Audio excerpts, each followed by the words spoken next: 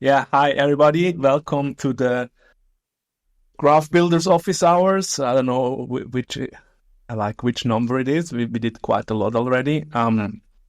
So the team is mostly in Denver. That's why I'm taking over. But we also have like a very interesting topic to dive into. That is time series and aggregations on subgraphs. This is a new feature. I think it's in the making since several years. I think I saw the first draft when I started 3 years ago of how this could be specified, and now I think yesterday it landed in GraphNode in a developer preview, so to say. And so I took the opportunity to jump into this today and try to make a first presentation. So it's really a first look. The whole specification could also be changed as how I understand it, but it works, so very exciting. So to start, as I said, like I was able to maybe block today 2 or 3 hours to try it out. And initially I ran into problems, but then eventually I was able to figure it out and have a working function or solution. But what I would do actually is together we do live coding So, but I can give you a quick overview. So what's going on? So basically, I would say it's configuration over code. By the way, we have David Luthercourt and Leo Schwarzenstein from the GraphNode team in the call. So, and you and everybody else, like, feel free to always just interrupt me if I say something wrong, or if you also, like, for the rest of the audience, if I should dig into something a little bit more. I like to have this more as a workshop and interactive than just me talking to a screen. Okay. Configuration over code. So the reason is there are common patterns that we see to emerge when we look at subgraph code, and one of those is time series. Time series, you probably know mostly. Is when we try to draw candlestick bars or bar charts and charts in general. That's when we need time series data. So it's simply like, let's say, a token price. To not talk about token prices. A token price is usually the price is defined like every time a token gets swapped, the price usually adjusts a little bit, right? So we can look at the swap events on chain and then see what was the price. But if you want to make a chart that looks through the last, 100 days, we don't need to necessarily have every swap in that chart. We want to have maybe one price per day or one price per hour and one price per week or something like that. And in order to do that, we need to aggregate. So we look at all the swaps that happened in that day, and then we take an average or a max or a min, whatever we want. So these are aggregations, simply said. It's very common, especially Uniswap uses a lot of these famously, but also we see that in a lot of other subgraphs. So the idea was like really to build a tool that subgraph developers can use to work with these patterns that then the GraphNode can heavily optimize for. That improves indexing and query performance for these common patterns. It's thinkable that other patterns will also land eventually into GraphNode, so we're open for suggestions, but for now we look at these aggregations. So it's the builder's office hours, so let's not talk too much. Let's look directly into code. How does it look like? We have here, I used as an example the CryptoPunk subgraph or the CryptoPunks contract. So we have here the punk bought entity. So that it's a cool contract to work with because like it's an NFT contract that also has the trades on chain. Also easily digestible. I mean, all the trades are on chain, but there is this punk bought event. Otherwise, there's just a transfer event, and they need to find out was it a sell or just like a send. What changes here is that we annotate it as an entity, but also we say like time series is true. That implies that makes that entity also immutable. So That's the first step. So we take one entity that already exists and say it's time series true. Then what's special is we need to have the ID set as int8 and also the timestamp set as int8. Both these fields are set by the aggregation, so we don't need to set them in the mappings as we see later. Then the second thing is that we do the aggregation entity. So this is that kind of the raw data, and here we write the aggregation entity. This is special. So we have now an aggregation annotation here that we can select the intervals. So we do two, we do hourly and daily intervals, and we say which source entity we want to use. So it links to this one. And then also the aggregation have like IDs and timestamp as int8 defined. And then this is free. So what I do is like I try to have a volume here. So I wanted to see for every hour or every day how much how many punks are actually traded. So we see a volume of CryptoPunk trades on chain. We could also do like a price chart or whatever, but I started with a volume because it's very simple. And let's have a quick look at the mappings. So as I said, like this one is pretty much the same. So it's just like an event that gets emitted, the handle punk bot. We still have the event here. Then we create the entity, but we don't give it an ID. So the ID is managed by the graph node. This is done because like these entities need to be sorted according to, I think, when they are emitted. So we give an empty string here. That works. And then the timestamp, as I said, we don't need to set. But the rest, we can do whatever we want. Like we could even have like a much more complex handler here. These are just like the two specialities. And then in the end with that, we end up with a query. So we have a stats collection. We can set the interval hour. That's also new. We say we see the volume and the timestamp, and then that's in the graphical query. But I would say we're just jumping to code. Are there questions so far? I know Paka are you in Denver? Like at the conference? I'm going after this. Oh. I'm at the Airbnb right now. Yeah, I'm in Denver. Oh, cool. Nice. Thanks for coming over. So, let's do live coding. Make this a little bit bigger. Okay. So I'm here in my folder where I have my code. And so the first thing is, what I do is I check my graph version. So in order to leverage this feature, we really need to have like the latest graph CLI installed, which is as of today 0.68.4. I'm not sure if it's in older versions that would be available, but anyways, from now on we can use this one. So that's Sorry? Do you have a question, Sid Hunt? Yeah. Okay, what's the question?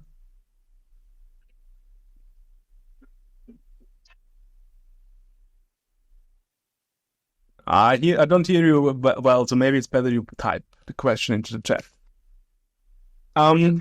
No. It's not on the list.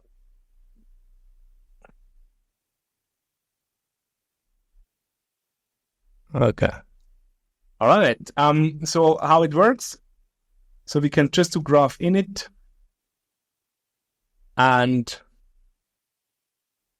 when we do graph init, we can just kind of set up a new subgraph. So I would just say like, okay, let's take Ethereum. We take the host service. Subgraph slug is an aggregation. Yeah, I like to do long names. Okay. I can create that directory. I'll check the Ethereum network, and then I can simply go to Etherscan, find the CryptoPunks contract. This one, paste.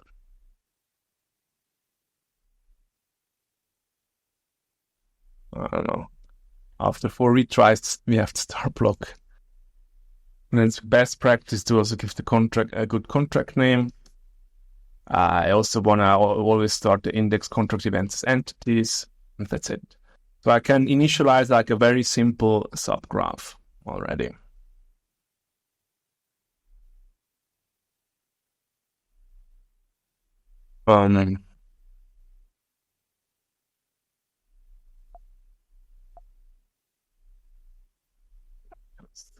Start to look at the code.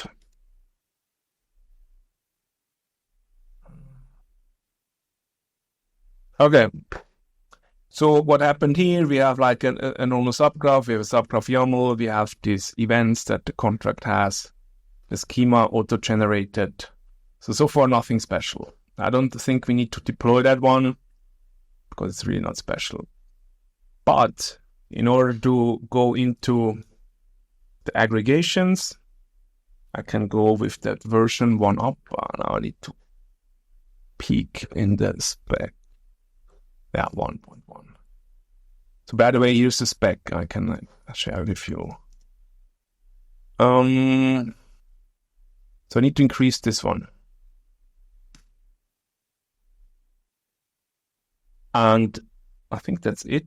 And then I can just say, as a first step, I can just go and say like pipe bank bot and then switch to, I think it was time series true. And then switch to ID to int 8 and add another one that's a timestamp int 8. Let's see what happens. So if that's really the first step, we have now just like an entity. The best would like it's an easy start to have like an entity for an event, and then just add that one, add and this one change 8. Okay, and then we can see what happens. So what I do then next is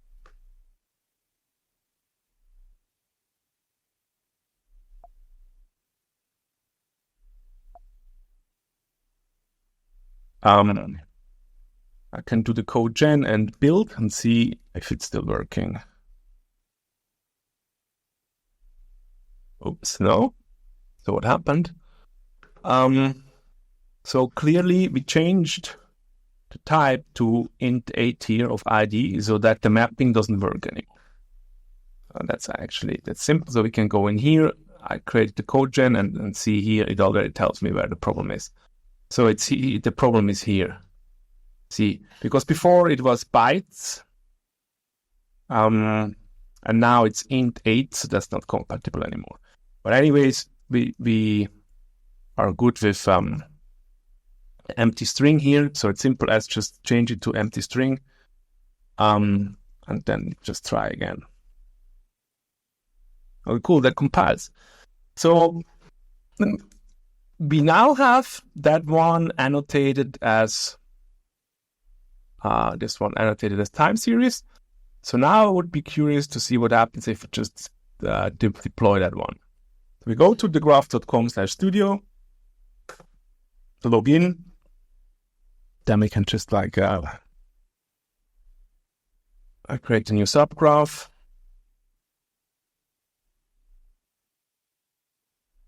Usually I just need the init command.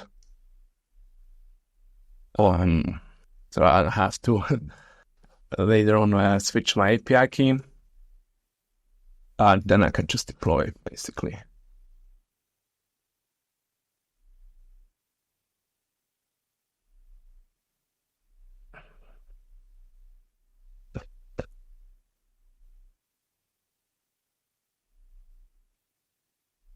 Oh, cool. So now in the background, it probably starts to index that sub. Good. So good. Oh.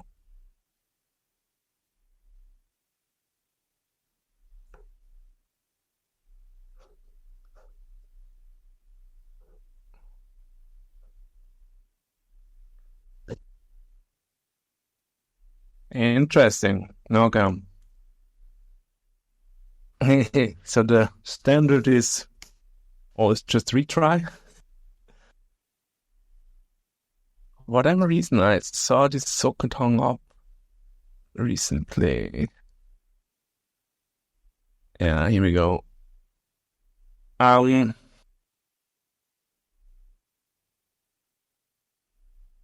Cool.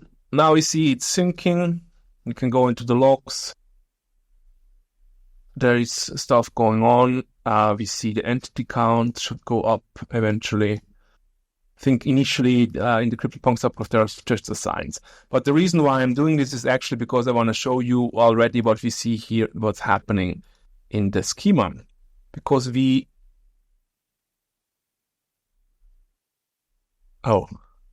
actually,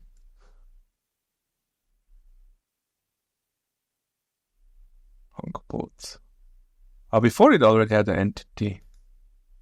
Anyways, but these indexes, they can just whatever. A CBC some assigned. So that looks good. In my tests, I saw already a special entity here, but maybe. No, anyways, okay. Let's move forward. Any questions? No. So the next step would be to create this aggregation entity. So I can just copy paste that over. So we write a stats entity, give it, and then mark it as aggregation. As said, let's do the intervals hour and day. That's good. Then the source, I need to bring that over. ID is already here. Timestamp is already here. But what I want to hear is, we want to have the volume. So we also name this volume, and then we can do the sum, but we do it over. So the over value. So we also need to change it. So it's begin. So we need to change to begin here. That needs to have the same type as the field that we want to aggregate. And then I can just say that's the value field. I think that should already work, actually. So let's see. The first text is always yarn codegen and yarn build. So to see like if that looks good. It's also interesting to see like the type stats. Although we define it here in the schema, we don't find it in the generated stuff.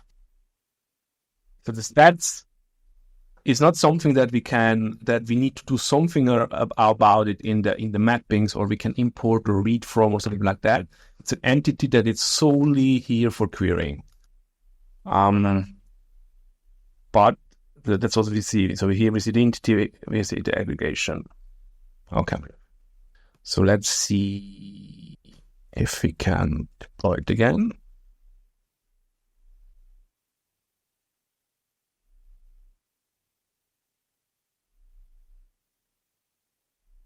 Okay.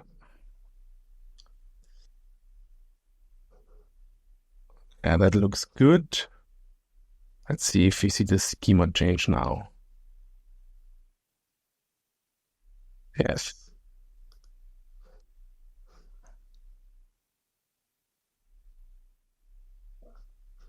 Yeah, so we have the stats collection.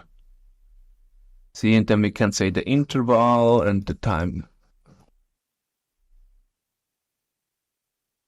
So now the problem is obviously that the CryptoPunks are pretty old contract, and to index it takes probably several hours.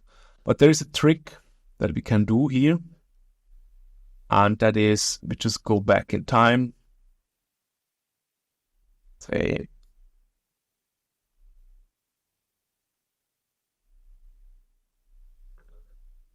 no.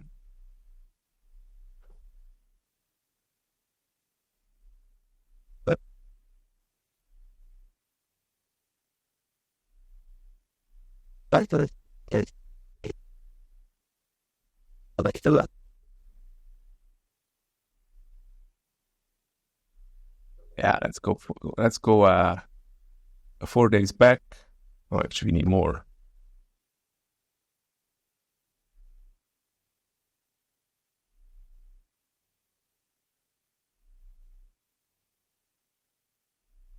Okay, 18 days. So we have some weeks. We would have some weeks and some days, right? So, we don't have a week interval anyways. But what we can do is we can just change the start block. It's not that it's not very wrong to change the start block to something recent unless we really need to have the early stuff in here. But for what we want to do right now, it's just getting out some aggregations. We can actually do that. So let's just redeploy again. I think I'm at version 3 now.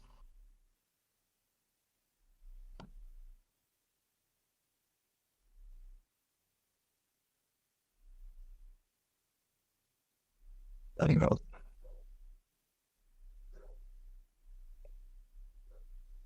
let's see how quick it can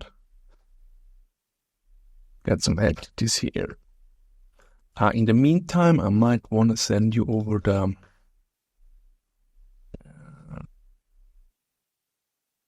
link.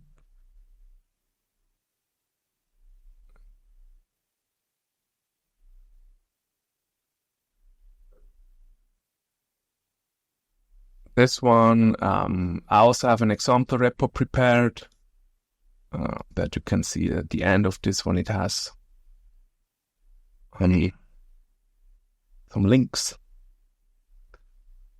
So here, actually, I really did this step by step until to build up. And so you have the same thing here.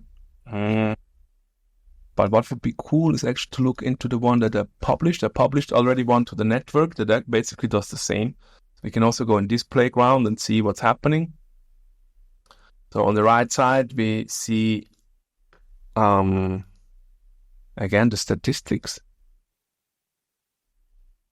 And so we can get the hourly interval and look at the timestamp and volume.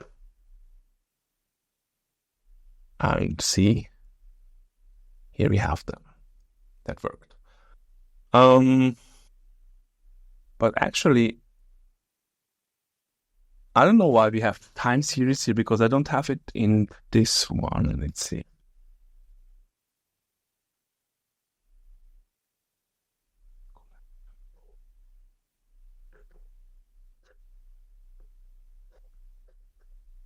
So here we already have also in the studio. I can also go into this stats collection and running. Yes, I have them. Nice. Okay. That's the very, very basic example. We can extend it together if you want, or we can also have some questions. Any questions in the room so far?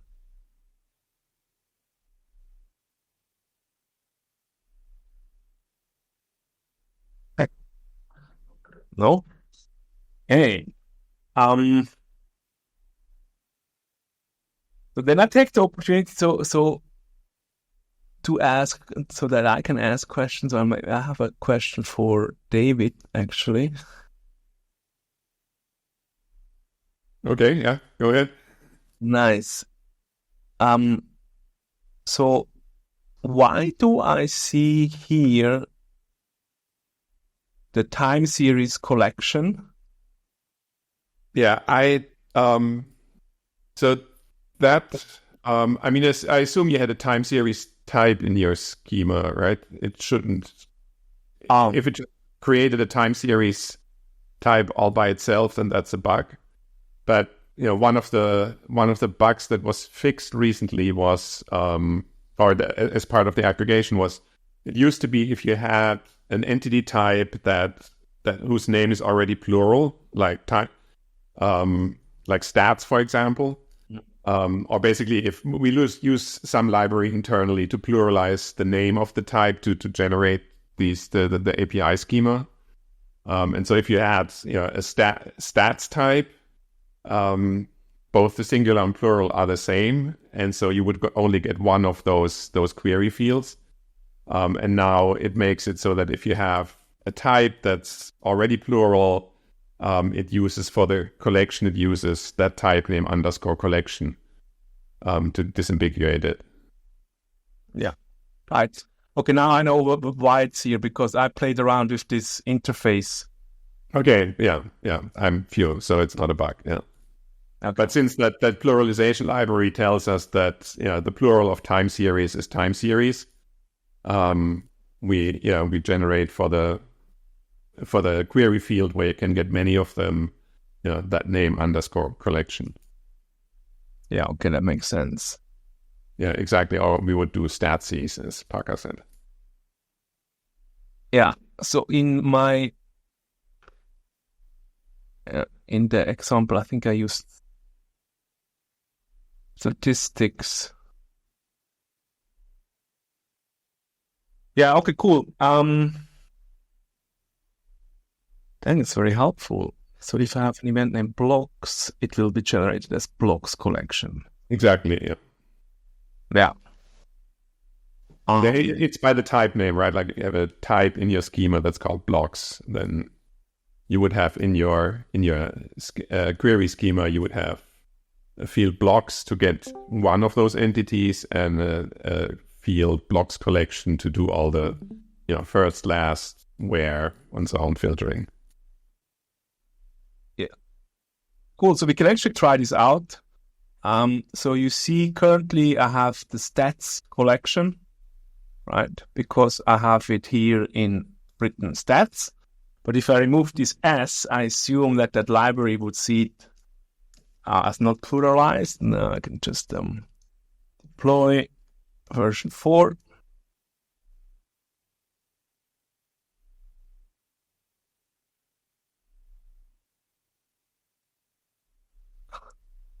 Okay, I think we need to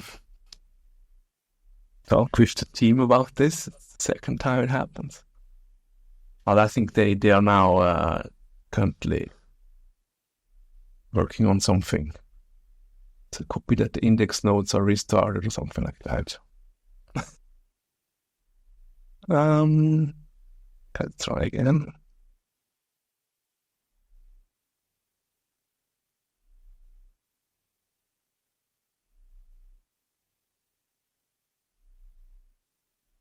Nice.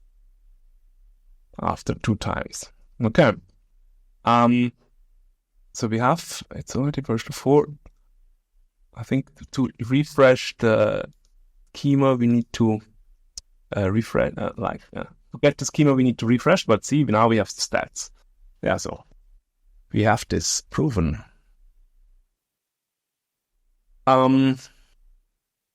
Yeah, we can probably try to do a little more complex aggregations together. I really go back into into this mode, like that. That's what I have prepared. Yeah, I can. I did like a dumb. I don't know if you saw that. I did a dumb subgraph that aggregates Ethereum block numbers. That also. Yeah, this one. And it's not very useful, but if you open the schema for it, there's some more aggregations in there. So we have a block and a block time entity. The interesting thing in there is just the block number. And the subgraph is a block handler. So in every block we create one of the block time and one of the block entities. Okay. And we also artificially set these groups here as block number mod 10, mod 100, mod 1000, just to have some things to group by. And then if you go down to, I don't know, so the stats entity, what you can do with aggregations, you can use the same time series to aggregate over everything or over only some values, like the stats entity, because it doesn't have any of these groups in it, will aggregate over everything. Like it will count everything. It'll get the max and min of the number in that time interval. And then, group 1, for example, because it has that group 1 field in it, right? And because group 1 is block number mod 10, there'll be 10 different groups. And so now the count, for example, for group number 1 will only count blocks whose block number mod 10 is 1. And similar for all the other aggregations. Okay, it's interesting. So this in the documentation you write about these as dimensions, right? Exactly. Yeah. That's what called a dimension, and it's a dimension because it doesn't have an aggregate annotation. Understand. And so the other ones are aggregates, right? That say take some value from the time series and take the max, min, first, last, whatever. So these are the dimensions according to the docs, and these are the aggregates. Yeah, exactly. Yeah. And you can also, if you go back. Yeah, sorry. I just wanted to point out one more thing. At the very end, so you see there's for example a max field and a total max field, and the difference is that the aggregates for the total have a cumulative true flag. And so what happens is that every hour when we start a new bucket without the cumulative flag, we start the bucket at 0. So the sum, for example, starts out at 0 at the beginning of the hour. But when cumulative is set to true, we start the sum at whatever the sum was in the previous hour. And that way you can do sort of lifetime aggregations, right? If you're interested in, the total volume ever traded for a token, you would make that cumulative. That way GraphNode keeps track of the sum over all time for the trade volume from your time series. Okay, that was not very clear for me when I was reading the docs, but I would say just try this out. It was just because probably I'm too stupid. But I can do volume.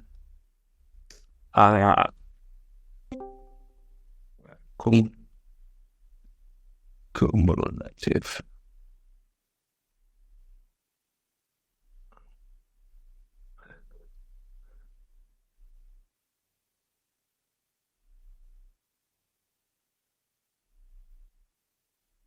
Oh, this one.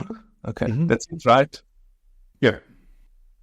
Okay, let's try this out.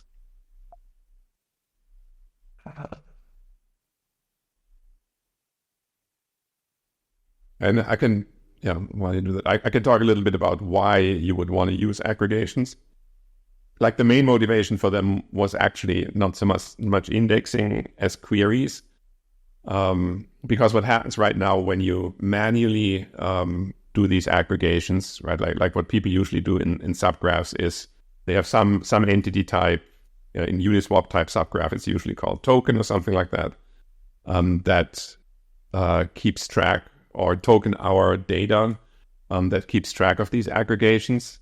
And so every time you get a swap for a token, you have to first figure out what hour you're in. Then you load the token hour data where you have chosen the ID cleverly to encode the hour. You load that, you add whatever the trade volume that you just saw in that swap to it, and you have to save it. And what happens behind the scenes is that because you have to update every time some swap for that token happens, you create a lot of data in the database that's sort of not very interesting, because once the hour is up, you're only interested in the value of that entity at the end of the hour. But the interesting entities at the end of the hour are mixed in with those intermediate updates that happen during the hour. So when you run a query, it has to run against the database table that's much, much larger than the data you're actually interested in. So it's typical to have one of those tables have 100 million rows, but there's only 100,000 entries in there that actually represent finalized hours. And that slows down queries a lot. And by using aggregations, we are smarter about how to manage the data. We keep the time series, and then once the hour is up, we do a roll-up, we do a query that does the actual aggregating and then creates a new entry in the aggregation type. And that makes it so that the table for those aggregations that you're going to query later on are much, much smaller. It only contains the data that you're really interested in for querying, not the intermediate values. And so that'll speed up queries for this stuff a lot. And it's also like on the indexing side, it's a lot simpler to write. You don't have to manage, what's the right ID for this token at this hour. You don't have to manage that. You can feed many aggregations from the same time series. So if you do, you don't need a separate token hour data and token day data entity that you both need to update when you see a swap. So it simplifies the mapping code, and it'll probably help a little bit with indexing speed. I wouldn't hold my breath that it's going to speed up things tremendously, but since you're loading fewer entities and you're writing fewer entities, it should also speed up things a little bit. Yeah, so basically we can skip those whole functions, right, that we have here. That is baked in now in the graph. Yeah, that whole token day data load. Yeah.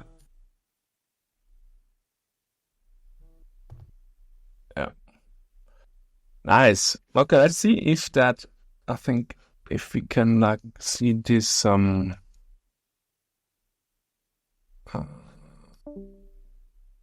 stats. So we have now volume and volume cumulative. We can send it. This should actually be, yeah. So actually, that's maybe a good example, because here we have volume 0.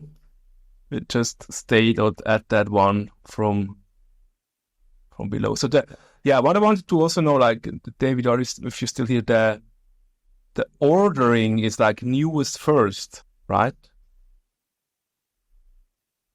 Yeah, it should be, unless there's a bug. Yeah. Okay. Because I was not able to set it here in the filter. Yeah. I mean, that's so. Yeah, this whole feature I would consider a tech preview. Right? There's still stuff that might change. And I'd love to hear from people what needs they have for ordering, for example. Whether we should allow ordering by something else. I mean, okay. No real world examples, but I think that direction is definitely one. But maybe I'm also interested in a query which was the day with the highest volume last year, and then I want to filter by or sort by volume. Yeah. But yeah, these are not real world examples. It's just I'm made up. Yeah. No, yeah. And I mean, yeah. Yeah. And anybody should feel free to open a feature request in the graph notes repo. Graph notes. So I'll give you this also as a link. Feel free to tell us here. Okay.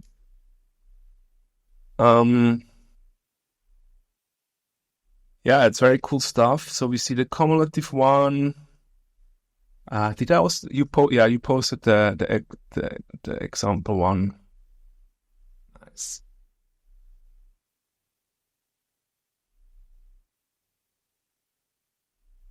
Yeah, I think this is pretty cool. In my opinion, this is one of the biggest features that we shipped recently. I would say maybe with file data sources, and that could also change fundamentally the way that how people write some subgraphs. So very happy to see this, and hopefully we can tell more people about it. Any questions from the other people in the room? One thing that I also know already is that we discussed is right that we say that the aggregations also get deleted at some point. So there is this idea of saying, actually the hourly data is just interesting for this week, but maybe last week we already just want to see the weekly, right? Yeah, I mean the sort of time intervals that we right now, we just have hour and day. That's another thing I'd be curious, what people need, what granularity. So that would also be a good one for a feature request if you need things like week, month, whatever.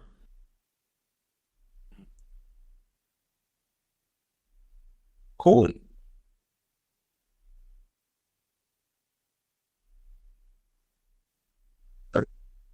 All right, you can also have questions other than about aggregations if you want, and we can dive into it.